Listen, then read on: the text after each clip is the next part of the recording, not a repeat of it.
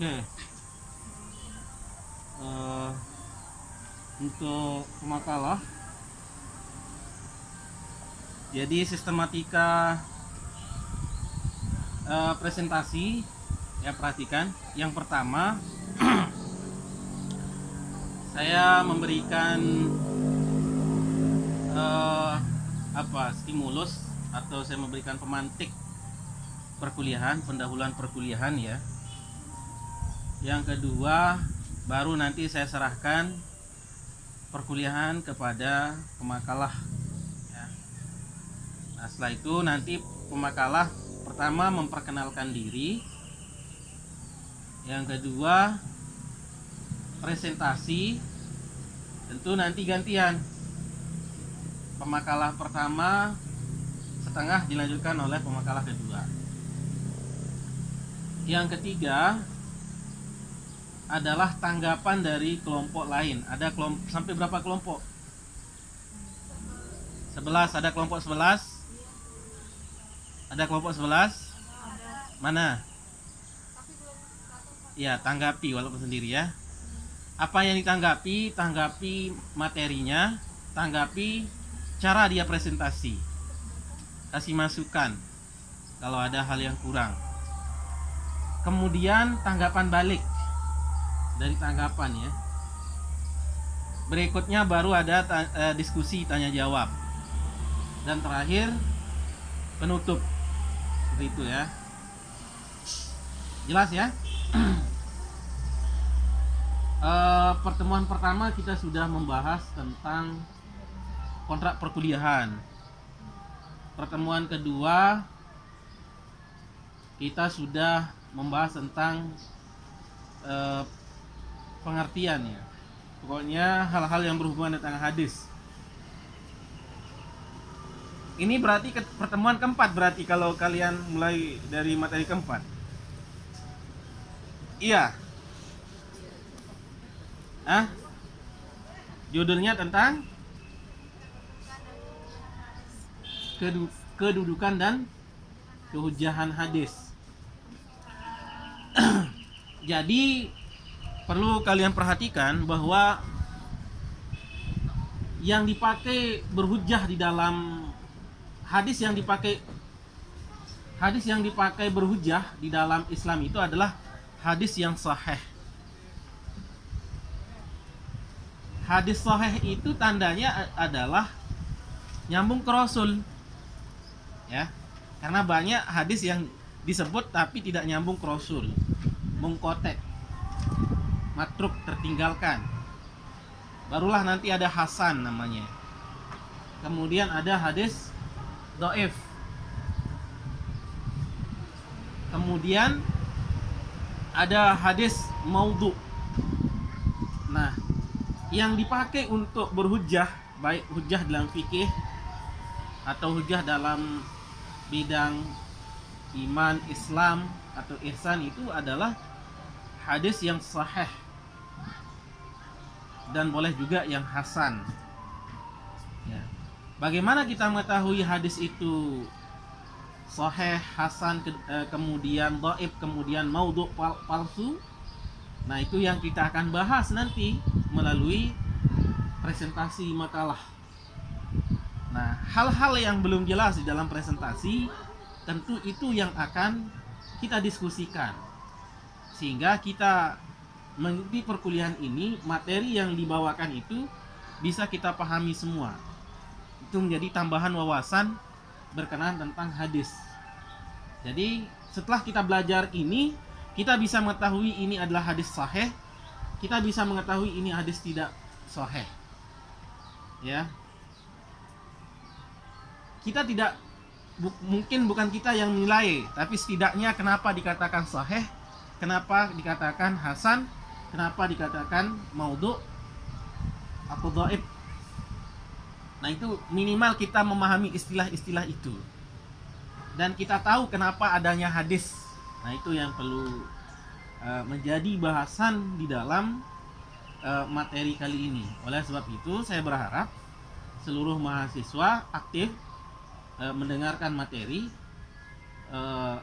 sehingga materi yang disampaikan itu bisa menambah pemahaman keilmuan ya. Dan saya berharap kepada pemateri, saya berharap tadi malam kalian berdua sudah membaca itu, sudah memahami, sudah ditelan habis di dalam pikiran.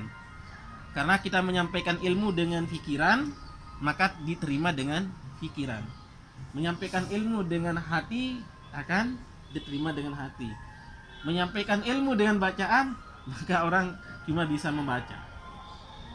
Makanya ini perlu mempresentasi itu memahami betul. Karena al ilmu fis sudur la fis sutur. Ilmu itu pada diri kita menyampaikan. Nggak mesti menyampaikan materi itu harus persis dengan buku ya, nggak mesti. Yang paling penting itu adalah paham. Kalau paham kita bisa membahasakan sendiri. Kalau hafal belum tentu bisa kita membahasakan. Makanya berilmu itu bagus juga menghafal, tapi tidak kalah pentingnya juga memahami. Ya seperti itu. Baik, selanjutnya saya serahkan perkuliahan ini kepada pemateri ya, silakan.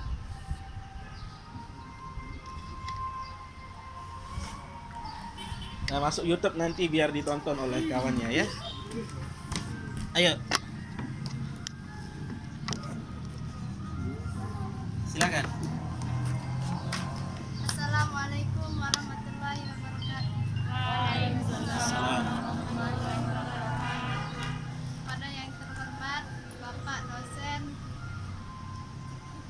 pengaku mata kuliah Al-Hadis dan teman-teman seperjuangan yang saya banggakan. Puja syukur kita kehadiran Allah Subhanahu wa taala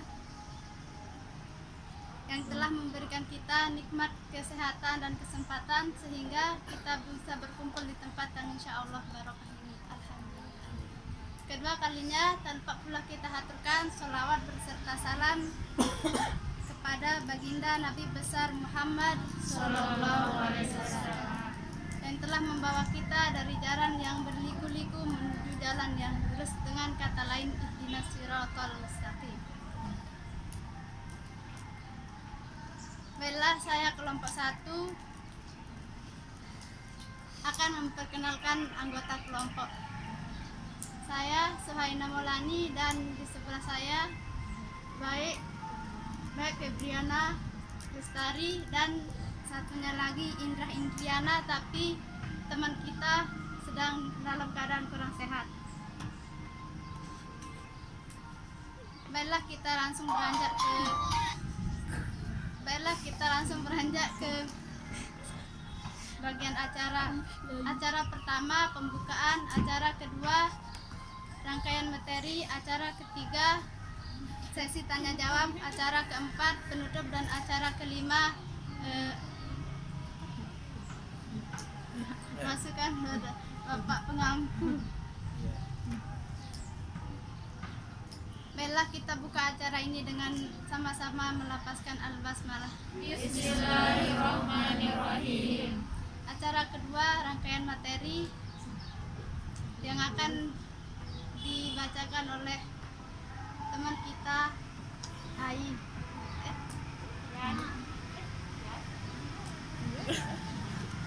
Belum saya belajar. Tadi malam mati lampu, Pak. Belum saya buka.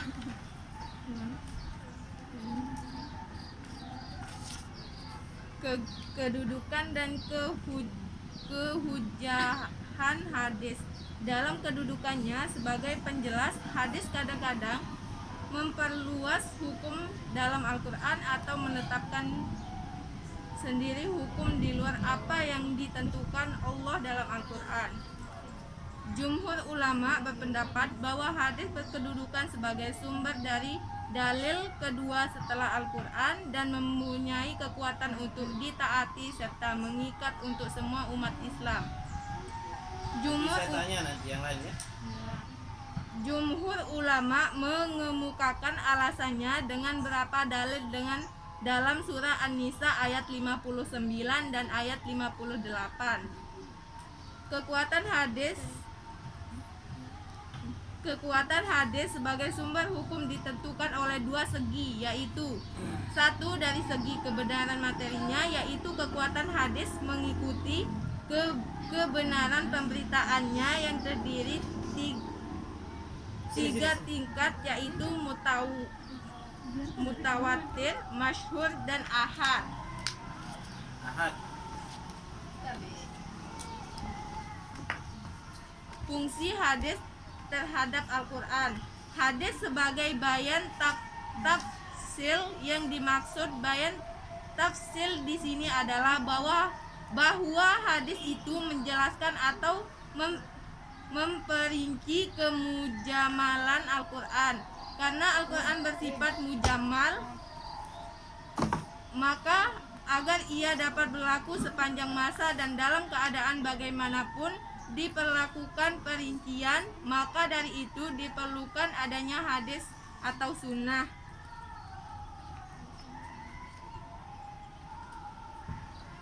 Dalam Al-Quran banyak ayat-ayat yang saling menguatkan dengan sunnah. Misalnya Al-Quran tentang puasa Ramadan. Al-Quran beriman dalam Quran surah Al-Baqarah ayat 15.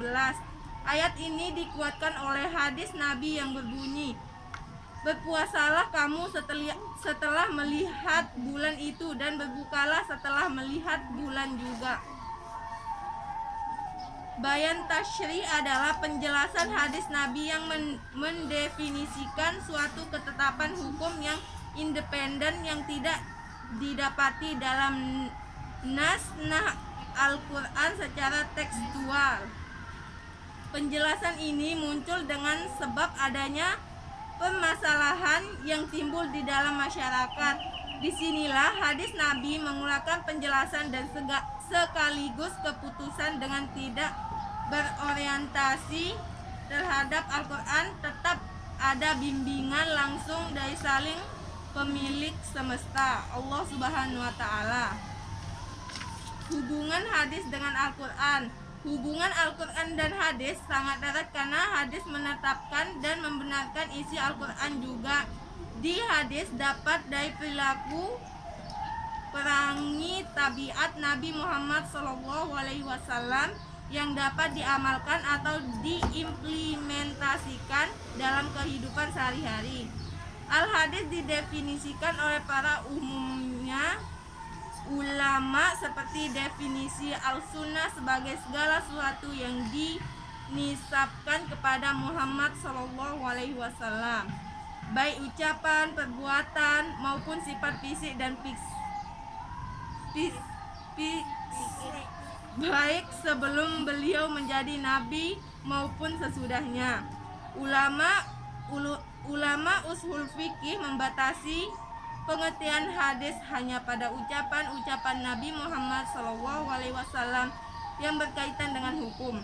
Sedangkan bila mencakup perbuatan dari takkih beliau yang berkaitan dengan hukum, maka ketiga hal ini mereka namai al-sunnah.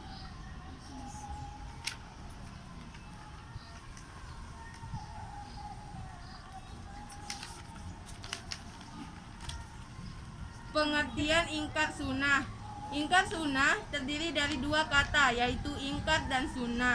Ingkar menurut bahasa artinya menolak atau mengingkari, yang berasal dari kata kerja angkara yungkiru.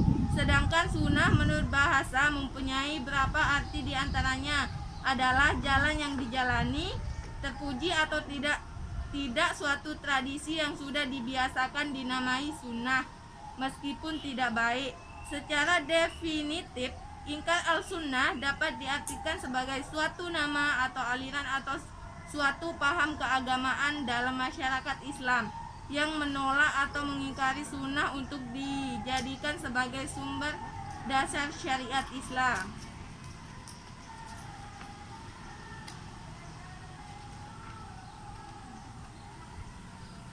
Baiklah, acara ketiga sesi tanya jawab. Silakan pada teman-teman. Belum habis kan? Gak apa-apa, dilanjutkan oleh si D sampai habis. Sejarah ingkar. Ingkar sunnah pada masa periode klasik. Pertama tanda akurat ingkar sunnah sudah ada sejak masa sahabat ketika Imran bin Husain sedangkan mengerjakan hadis, seseorang menyela untuk tidak perlu mengajarnya, tapi cukup dengan mengajarkan Al-Quran saja. Menanggapi pertanyaan tersebut, Imran menjelaskan bahwa kita tidak bisa membicarakan ibadah, sholat dan zakat misalnya dengan segala syarat-syaratnya kecuali dengan petunjuk Rasulullah SAW. Mendengar penjelasan tersebut, orang itu menyadari keliruannya dan kasih kepada Imran. Sikap pengingkaran terhadap sunnah Rasul SAW yang dilengkapi dengan argumen pengukuhan baru yang muncul pada penghubung Ahad kedua Hijrah pada awal masa Abbasiyah. Di Indonesia pada dasawarsa 70-an muncul isu kelompok muslim yang berpandang tidak percaya terhadap sunnah Nabi Muhammad SAW dan tidak arca sebagai sumber atau dasar agama Islam. Pada akhir 70-an, kelompok tersebut tampil secara terang-terangan pahamnya dengan masa Jamaah Al-Islamiyah Al-Huda dan Jamaah Al-Quran dan Ingkar Sunnah. Sama-sama halnya menggunakan Al-Quran sebagai masalah dalam melaksanakan agama Islam, baik dalam akidah maupun hal-hal lainnya. Mereka menolak dan mengingkari sunnah sebagai landasan agama. Imam Syafi'i membagi mereka dalam 3 kelompok, yaitu pertama, golongan yang menolak seluruh sunnah Nabi SAW. Yang kedua, golongan menolak sunnah kecuali jika sunnah memiliki pertanyaan dengan petunjuk Al-Quran. Mereka menolak sunnah yang berstatus ahad dan hanya menerima sunnah yang berstatus mutawatir.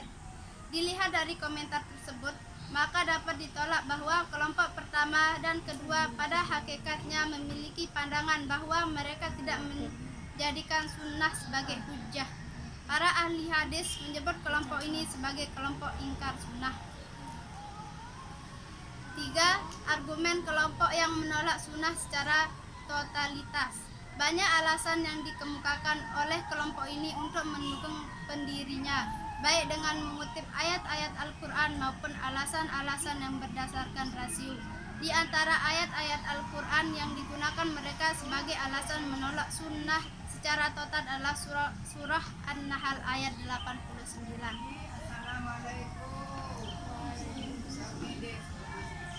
Lagi kuliah dulu, Bu? Lagi kuliah.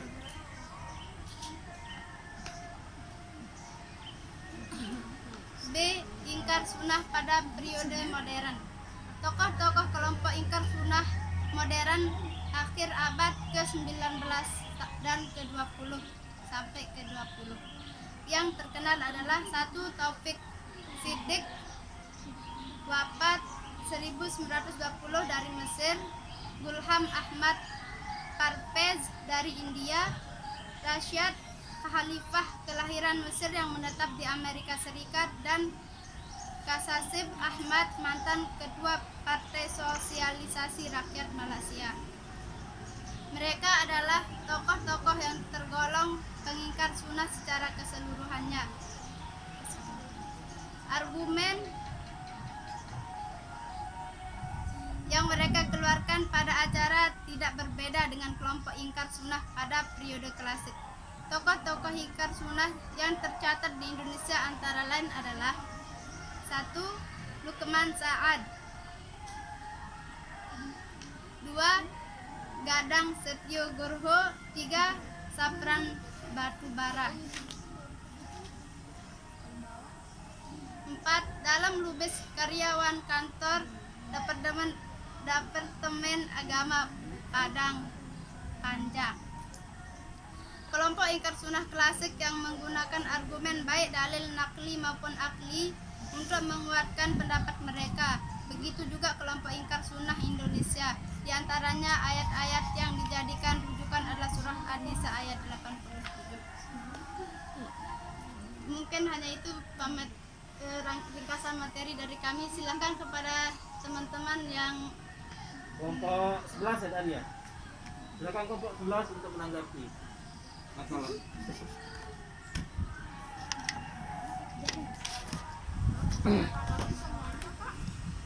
Ya? Mau menanggapi materinya belum terlalu Ya. kelompok satu saya ingin menanggapi kalau pemateri itu belum terlalu menguasai materinya. Saya akui mendadak ya. Nanti ditanggapi. Ya cuma itu sih di apa namanya, kalau materinya insya Allah udah tapi pematerinya yang belum menguasai dari materi yang disampaikan. Kan tadi juga baca mapalahnya itu aja Pak. Itu aja? Ya, Sendiri ya? ya belum dia datang. Oke. Silakan tanggapan balik. Saya akan menanggapi pendapat dari Mbak Wina. Ya,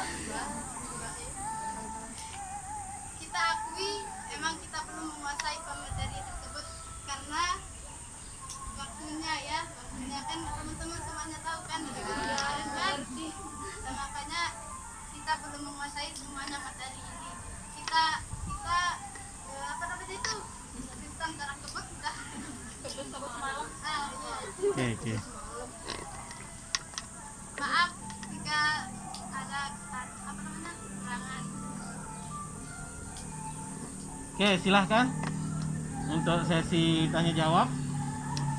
Pertanyaan ya. Ayo dibuka pertanyaan. Silakan pada teman-teman yang ingin bertanya. Kalau nggak ada yang bertanya, saya yang bertanya nanti. Tanyakan apa saja yang belum jelas ya. Atau ada yang kurang. Tanyakan. Assalamualaikum warahmatullahi wabarakatuh. Waalaikumsalam warahmatullahi wabarakatuh. Salam. Saya mau bertanya, kan dari segi kebenaran tuh kekuatan hadis yang mengikuti kebenaran yang terdiri 3 tingkat. Apa sih maksudnya mutawil itu? Maaf, Apa-apa? apa yang dimaksud dengan mutawil? Mutawatir ya. Khawatir. Mutawatir. Oh iya, mutawatir. Ya. Baiklah, saya akan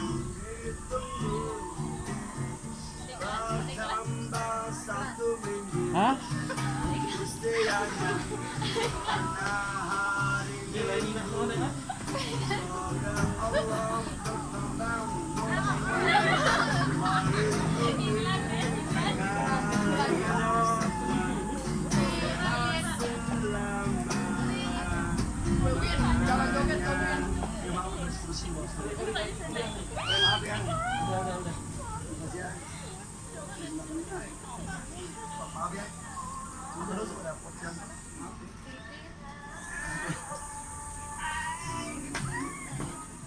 Ayo.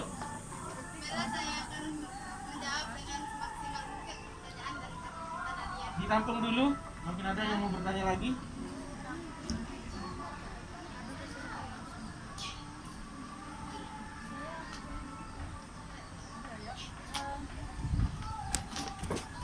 Adalah hadis yang berturut-turut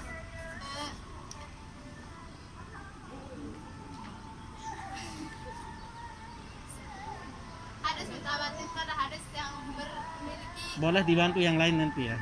berturut-turut, dan maksudnya berturut-turut itu dari sahabat Nabi sampai Rasulullah, memiliki silsilah sampai hadisnya sahih.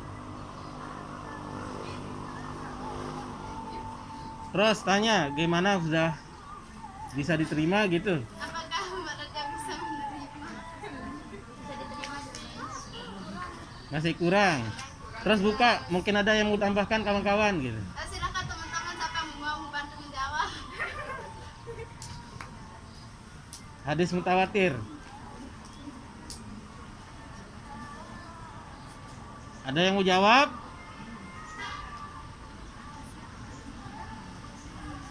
Oke. Kalau nggak ada, jawab dulu pertanyaan nomor 2. Nanti ada yang menjawab.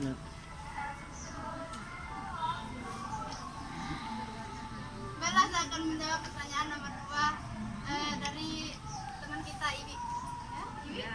Iwi. Apa perbedaan hadis dengan sunnah? Menurut saya, hadis sama sunnah itu kayak dia bersahabat. Ya, menyatu lah 11-12 gitu. Hadis cuman dalilnya itu kan hadis supaya penguat dari maksudnya hadis itu kan hadis juga berdefinisi hadis itu kan takrir atau ketetapan Nabi sama seperti sunnah. Sunnah juga begitu, apa namanya itu takrir Nabi sama lah mungkin. Tidak ada bedanya, tapi hadis itu sebagai penguatnya, sebagai kehujahannya itu. Baik, kita mulai ya. Saya ingin menanggapi berapa pertanyaan itu tadi. Ada 2. Yang pertama, hadis mutawatir. Perhatikan. Harus dia tahu rijalul hadis. Rijalul hadis artinya orang-orang yang membawa hadis ini. Dia tahun lahirnya dia harus tahu, tempat lahirnya dia harus tahu, orang tuanya harus dia tahu, murid-muridnya dia harus tahu, begitu. Ya. Untuk bisa menjadi orang yang bisa menilai hadis itu setidaknya menguasai 40 disiplin ilmu. Untuk bisa meng-cross check hadis, mentakhrijul hadis atau memverifikasi hadis. Begitulah ulama cara melihat hadis. Kalau kita sekedar untuk menghafal saja sulit. Mereka mencari dan melacak hadis. Nah, makanya hadis-hadis yang pelajari itu harus senantiasa bersanad sebenarnya. Kalau saya misalnya di Ma'had Darul Quran wal Hadis namanya, rata-rata masyayikh saya itu kan alumni Salatiyah Makkah. Jadi kan mereka misalnya mereka juga misalnya di Ma'had belajar di Bapak Maseh. Bapak Maseh itu terima banyak sanad hadis di Makkah juga. Muridnya ini dibawa ke Salatiyah, banyak alumni Salatiyah dan jadi tuan guru gitu. Mereka ini di sana jumpa dengan gurunya Bapak Maseh juga di sana. Ahli-ahli hadis. Setelah mereka membaca misalnya Bukhari, maka mereka akan diijazahkan kitab Bukhari itu dengan diberikan sanad. Dari misalnya namanya siapa, misalnya namanya adalah Solehuddin namanya. Maka Solehuddin ini dia akan mendapatkan sanad dari gurunya. Dari gurunya sampai mungkin bertemu dengan Rasulullah itu sampai belasan atau sampai puluhan gitu. Maka dia sudah berhak untuk menyampaikan hadis itu. Kalau saya dulu menerima Kutubus Sittah itu, setiap bulan puasa kami didatangkan syekh dari Mekah, ahli hadis, namanya Sayyid Ayyub Bakar Asad Ali Al-Ahdal Al-Malki Al-Yamani. Jadi kita baca hadis itu. Setelah itu diijazahkan kita, makanya kita bersanad jadinya. Dari saya, misalnya saya dapat, dari mana saya dapat? Dari Syekh Sayyid Ayyub Bakar Asad Ali Al-Ahdal Al-Malki Al-Yamani. Terus dari guru beliau, sampailah kepada Rasulullah sallallahu alaihi wasallam. Artinya belajar hadis itu nggak cukup ke YouTube. Kalau YouTube terhenti di sana. Kemana gurunya nggak tahu kita. Karena berilmu atau beragama itu harus dia berpipa ya. Pipanya sini kita terima air itu harus nyambung muaranya di sini sampai muara Rasulullah sallallahu alaihi wasallam. Jadi enggak. Nah, orang yang bersanad ilmunya namanya mursyid. Itu yang memang sudah mendapatkan mursyid. Jadi pipa ilmu itu jelas dia. Kalau nanti pipa ilmunya sudah di sini, sudah di sana, enggak, kan keruh jadinya. Itu kalau agama. Makanya ulama mengatakan may yata'allam bi ghairi syaikhin, barang siapa yang belajar tanpa guru syaikh, fasyaitanu syaikhuhu, maka syaitan jadi syekhnya. Banyak orang salah cara beragama karena dia tidak memiliki bimbingan guru. Memahami agama itu dia kira cukup dengan membaca artikel atau membaca hal-hal atau membaca YouTube. Bagus, YouTube itu bagus ulama-ulama itu, tapi kan kita nggak bisa memilih dan memilah mana yang ilmunya itu bersanad. Itu maksudnya. Jadi beda dengan kalian mempelajari ilmu bahasa, ilmu itu beda. Kalau agama ini kan dia sifatnya itu turun temurun, warisan. Tidak boleh tinggal, karena itu warisan Rasul ada 2, yaitu taraktu fikum amrain. Saya tinggalkan pusaka ini harus turun menurun 2, Al-Quran dan hadis. Al-Quran pun kita harus bersanad sebenarnya. Ya, Al-Quran itu juga harus bersanad, sehingga ilmu agama kita itu terjamin bahwa ini memang dari Rasulullah SAW. Ya, seperti itu. Nah, baru dikatakan sunnah apabila Rasul sudah jadi nabi. Kalau belum jadi nabi nggak bisa menjadi ibadah. Sebelum perbuatannya, perbuatannya Rasul sebelum diangkat Bang, sudah tadi ada yang masuk tadi. Lagi kuliah. Oke, lanjut. maksudnya itu Pak, sebelum Nabi diangkat menjadi Rasul, perkataan dan perbuatannya itu sebelum diangkat menjadi Rasul, perkataan dan perbuatannya itu sunnah. Setelah diangkat menjadi Rasul, baru dia hadis. Enggak. Sunnah itu baru dikatakan sunnah apabila Rasul sudah menjadi Rasul. Karena syariat, ya, baru adanya syariat itu setelah Nabi menjadi Rasul. Kalau sebelumnya itu ya sekedar cerita saja.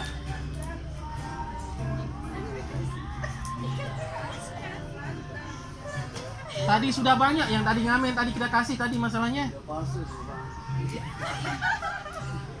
Ini udah Bang.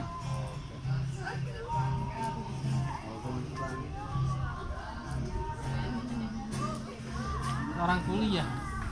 Aco.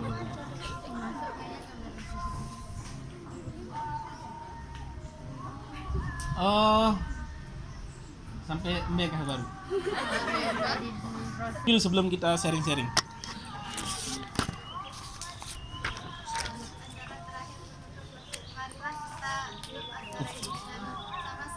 Saya bawa ya. Alhamdulillah.